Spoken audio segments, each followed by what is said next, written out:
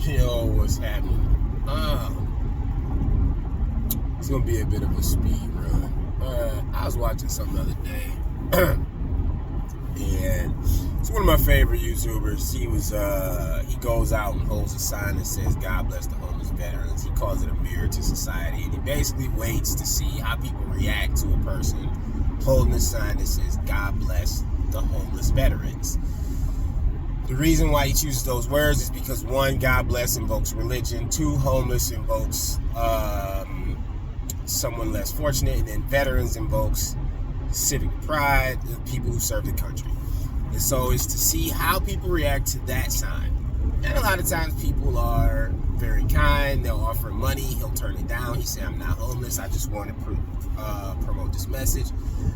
And then you get some people that'll call the police and be like, "Yeah, we don't want him here. Can you ask him to leave? Can you get him out of here? Blah, blah, blah." So he's in this one area, and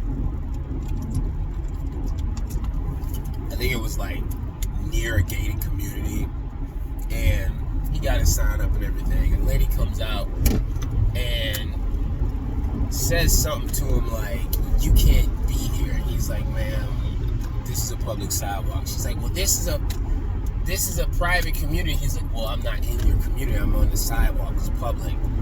It's like, "Well, you can't be panhandling." He goes, "Ma'am, panhandling is free speech. It's an appeal, a charitable appeal to funds. It's held up by the Constitution." And her response was, "You're a Trump supporter." Now, every once in a while, I'll think that people have hit the plateau of what's the dumbest thing a person can say. Right now, she's winning. And this isn't the first time I've heard people with this sentiment, but let me just say this. If you think that it's an insult to support the president of the country that you currently live in and are not actively trying to leave, you're an idiot. Plain and simple. You are dumb.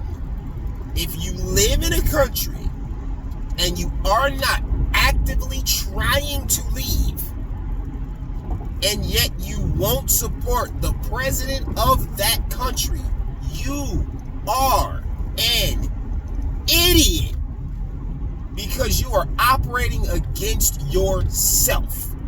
Now, if you was trying to leave, I got you. But if you just stand, you're an idiot. Can't say it enough. This would be like having a job, knowing that other jobs exist, but staying at the miserable job and complaining about the manager all the time, when you could just go get a different job. And don't get me wrong, I've seen people do this a whole lot. They're idiots. It's like living somewhere and then complaining constantly about where you live when you know there's other places you could live, but you won't go live there. You're an idiot. And I hear people, "It's harder than you think, and you can't." Like, I had one lady tell me one time years ago, "It's not that simple because you don't know, and it costs money." I'm like, "Yeah, I know it costs money. You got money, spend your money." And I can't because I have kids, and my kids, and we have shared custody. That's a tall, ice cold glass of your fault. No, but so what? You think that you making bad decisions and having failed relationships means that now you get to use that as an excuse to continue to be dumb? If the country's so bad, pack up and leave. Leave your kids here. Pack up and leave. Take your kids with you. If you was that stellar of a person, you'd be able to have sole custody. This is a woman in Michigan. It's not that hard unless you just a crap bag of a parent. Like,